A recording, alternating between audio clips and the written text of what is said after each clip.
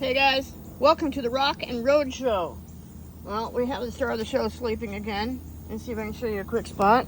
There he is, sleeping again. That's okay. He's not getting into trouble today.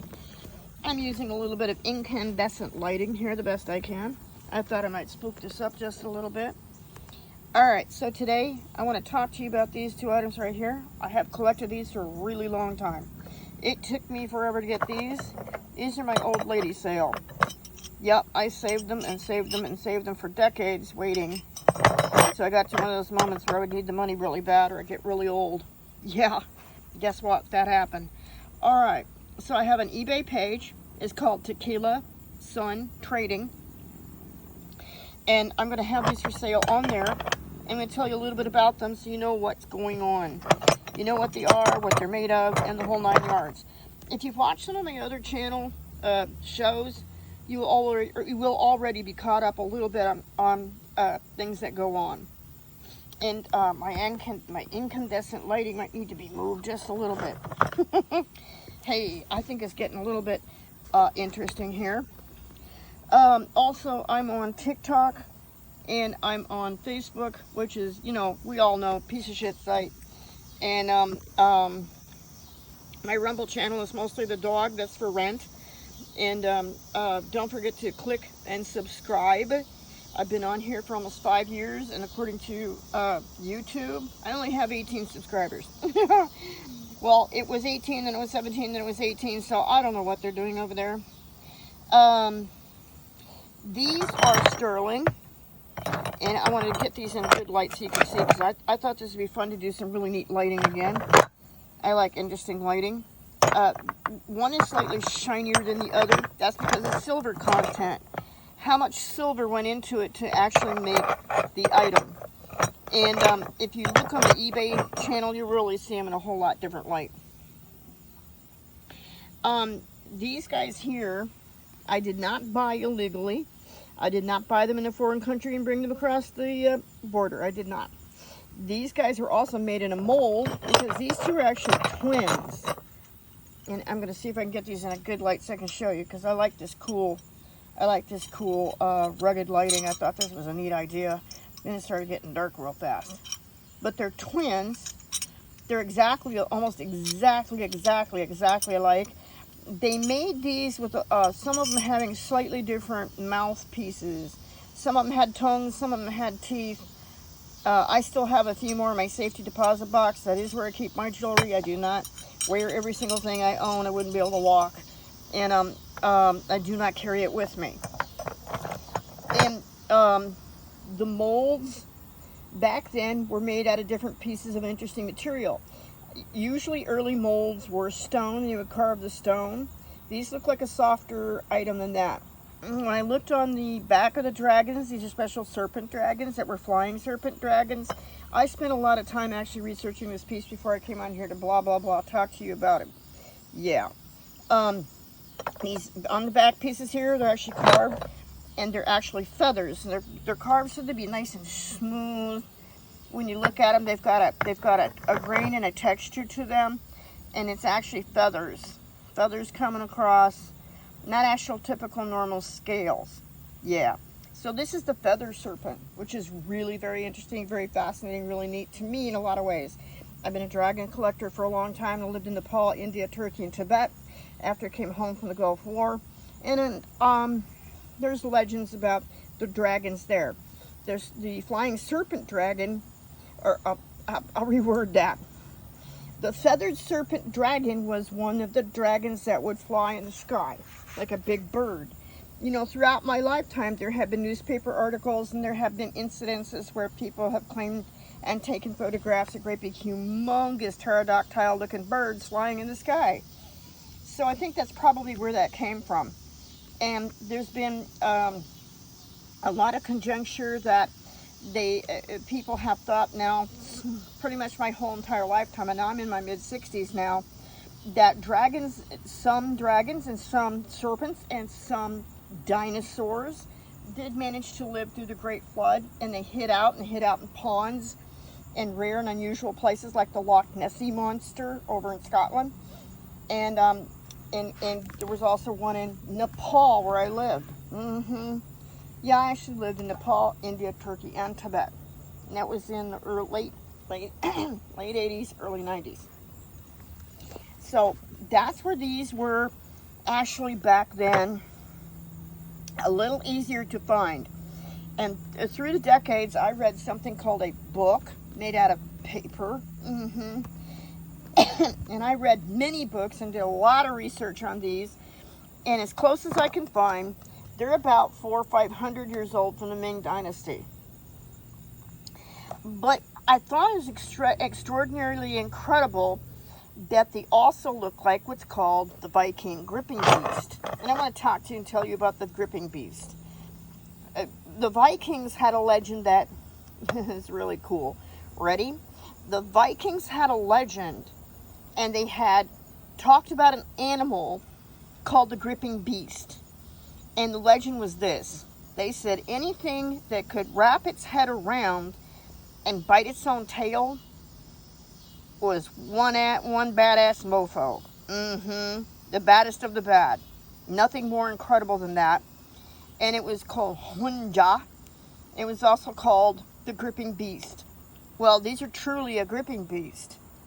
Yeah.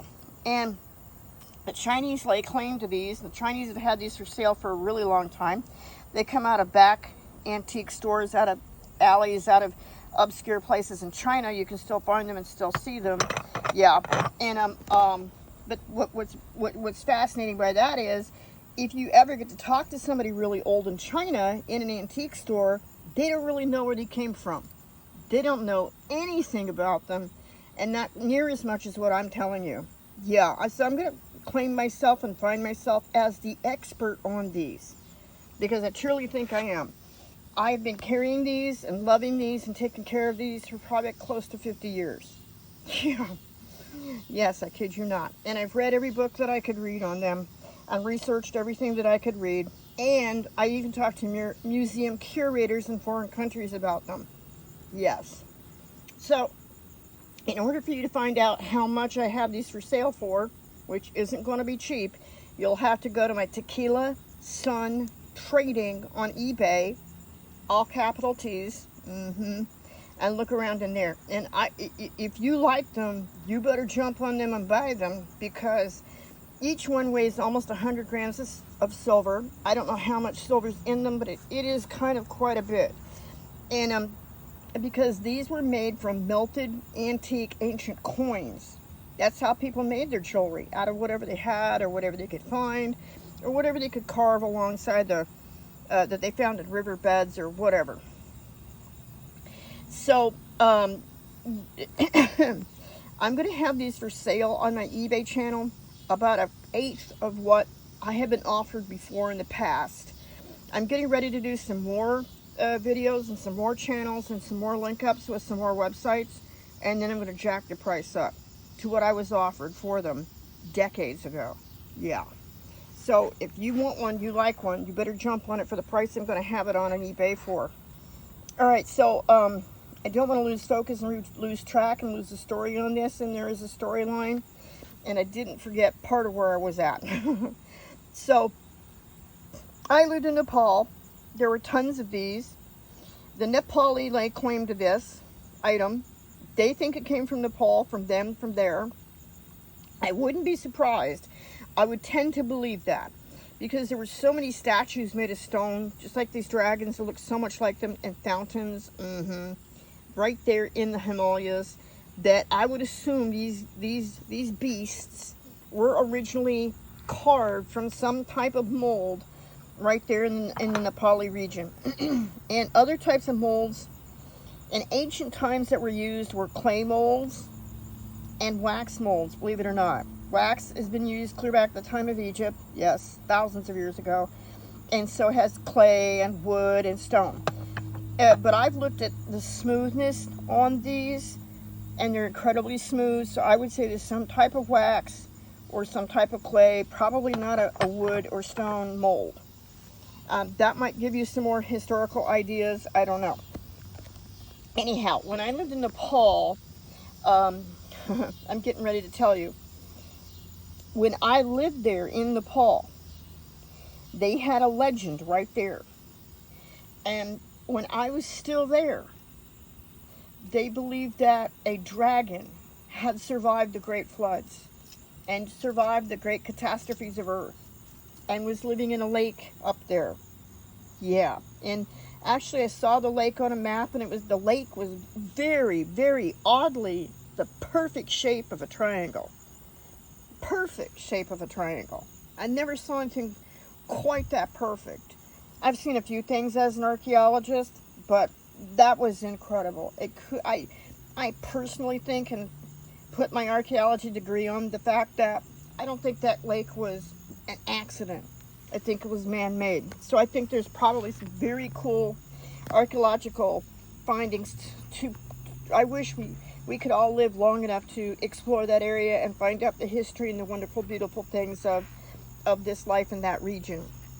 In the 1950s, from what some people told me, they had put in a reservoir and they drained the lake. Yeah. But some people told me they had just drained the lake maybe in the 70s. They weren't too sure. But sometime in my lifetime, they drained the lake and they didn't see the dragon anymore. That's what they said. That is the legend. So they don't know if the dragon lived or what happened to the dragon, or if the dragon managed to move to the new lake. Nobody knows. But they swore by it, and they gave you the saddest look on their faces, and they were so serious about it. When you go to foreign countries, a lot of times, there isn't television, there isn't radio, there isn't media. They're not from, caveman era. But back when I traveled especially, they just didn't live that far advanced in technology. So when someone would tell you something, it was like already fact-checked by the neighbors and the relatives and the people down the street. So yeah, people just didn't walk around just make shit up. They didn't. They repeated the legends and the stories and the life and the love that really occurred.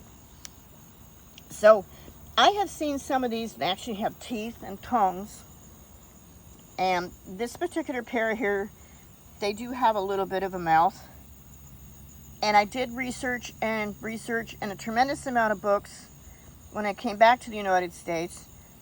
And the Vikings had very extremely similar dragons on the Viking stuff. If you look at it for a moment, does it not look Viking? Yeah.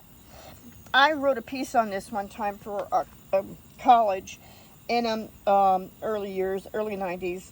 I actually wrote that the actual facts on this particular item pointed towards Viking so much it was undeniable and findable, because there were actual ships that had heads on them, not made up. They actually found them. And other Viking jewelry has been found that's very similar and very real. About the same time, about 400 or 500 years ago. So I literally wrote in my early documents that it's a coin toss. I couldn't tell if it was Viking or not, because the Vikings lived and traveled all over the world, especially if there was mountains and ore. They were right there doing their thing. They were early miners. And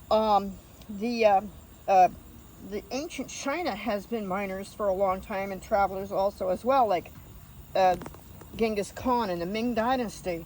They did a lot of traveling and a lot of mining and a lot of digging and a lot of making of swords and jewelry and beautiful things. And they also have beautiful dragons on their houses and pagodas. And they also have dragons as protectors for protection. The ancient legend of the dragon protects you. Beautiful stuff. Nothing wicked, nothing witchcraft. There's new people online right now trying to scream and call Satan the dragon, and dragons are evil. And I write to these people, I tell them, seriously? How old are you? What is your education level? Where have you traveled other than the state of Louisiana? You need to wake up. They were here before us. They were part of the dinosaur family of animals that lived here, that God created. I'm not a big God pounder, but I'm going to tell you, I don't think these guys were here by accident. I think they were beautiful. They had different types of dragons. I don't know if you know about dragons. There are some people that's going to watch this show and they know a lot more about dragons than I do. I already know this. There were flying dragons. There were dragons that just lived in lakes. There were dragons that lived in mountains. Dragons that lived in the forest. All kinds of different dragons, okay? There were. Yes, there were. I'm going to tell you something else really cool that really got me into this and the history and the stuff on this. So I don't know if these are from ancient China. I would assume Viking or Nepal. And I think there's a connection and a link between Nepal and the Vikings. I did read it in antique books a long time ago. There's another legend. You know, the flat earthers and the people who think that the earth was flat, and we would go to the edge of the earth and we would just fall off into nothing because the earth was absolutely flat. You know, how many times have we had conversations with those guys about all kinds of stuff, right? You would just go to the edge of the earth and just fall off into dragons. Yeah, it's written all over the world in ancient literature. People on earth used to believe that if you went to the end of the earth and you fell off over the edge, you would go where dragons once lived. Yeah. And one of those places was Nepal, the Himalayas, which I've already been to. Another one was the Andes Mountains in the Andes in South America, which also I've already been to. I've been to Machu Picchu. I've been to the Andes Mountains. I've been to Cusco. Yeah, I've been up and down all the Andes Mountains. And I talked briefly about that in another show. And I can't remember where the other two high mountainous ranges were. They're two of the highest mountains in the world. I think one of them was Sweden, but you can't count me on that. And I don't remember the other one now. I think it was, I don't remember. I was going to throw it out there, but I better not say anything. I can't remember, and I can't find the old literature now. It's when they thought the earth was actually a square, flat map that where you would fall off to where dragons lived. So I still do think that it's very highly possible they're Viking or Nepali. The Chinese have had lots of them, but they have no clue, because I've talked to a lot of antique dealers in China online the last few years. And a lot of these people had to go get interpreters and everything else so we could try to have a conversation online. And that's as close as I can get. All right, so one more good story. Ready? Hang on to your panties. This is another good one. I try to tell you about my show. I have people who laugh and snicker and think this show isn't that good. Maybe you better watch some more of these episodes, because I think you're going to find out something much different. Ready? So you can wear these together as a pair, but it's going to be a lot of money because I'm not selling them cheap.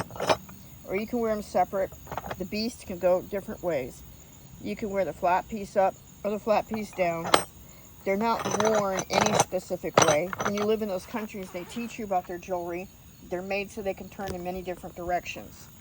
Dragons are found on thrones and furniture throughout history, throughout the world. I kind of noticed, though, that they came about after the Great Flood that happened to ancient Egypt, which, as an archaeologist, I can tell you was not the Great Flood that they talked about in the Bible. There's been more than one flood. However long or wherever long, these guys have been around for a while. So, living in the Himalayas where it gets cold and nasty and snowy all the time, and way up where those glaciers are, I think it's quite possible they could have gone up in there and they could have hidden. And they could have been alive for a very long time. I do believe the legend that there was a dragon living in the lake up there in the shape of a triangle. I do. I don't remember the name of the lake, but I think if you look, you'll find out. Alright, so I traveled many times, many places. One time, I was in the museum in New Delhi, India. There's a place called Red Fort. Nice and plain and simple and easy, right? It's made out of red sandstone. It's a big, beautiful, incredible place. It's very freaking ancient. And if you go to India now, it's basically just dirt. You're just out in the dirt. It's just dirt. And it doesn't really have a red tint to it. It looks a lot like the dark dirt here right now. Anyhow, they've got a huge castle there that goes for several miles. And it's made out of some type of red stone. And it's called the Red Fort. And you know, in all the archaeology shows I've ever seen and I've ever personally done, I've never done one on the Red Fort. And I don't understand why nobody else never has. I've never seen a show on it. Well, if you go there and you walk, you end up walking on these great big stone platforms. And these stone platforms go around the castle, and you're up higher than the ground. And the ground is down actually below. The castle was built up, and water flowed underneath the castle. Yeah, every place you go. And some of the places where water was, they had these lush, beautiful flower gardens and trees and stuff like that growing. But because of the water flowing underneath all these stone walkways underneath this castle, it would make it cool off in the hot summertime. It's a lot like the new Egyptian pyramid findings they're squealing that they just found, which I've been already writing about for about 30-40 years. Because I already knew. Don't ask me how. I'm not going to tell you, but I already knew. Anyhow, this castle isn't just a castle. It's mile after mile after mile of a red stone, like, huge fortress, massive, really cool looking carved India building. So in part of that building is the Museum of India. And I was wearing my personal one of these. It has teeth. I like the one with teeth. And the head museum curator came to me and offered me $35,000 for it. And that was in 1930. $35,000. About $35,000 to $38,000 for it. And that was in about 1990. Yeah. So that ought to give you an idea what these guys are worth and what's going on. Well, I hope this film didn't end up being too hard, too difficult to see. I was hoping to make it look pretty cool. And I put a flashlight behind ooh. I don't know why my film is just, oh. I guess my camera has other ideas of its own. It has decided there's a way to turn on the light. Okay. So yeah, they're worth a lot more today than they were back then. And hope to see you. Don't forget to click and subscribe. I need all the clickers and subscribers I can get. And I'll have some more shows. It was nice talking to you. Don't forget to come see me. And hey, how's it dragging?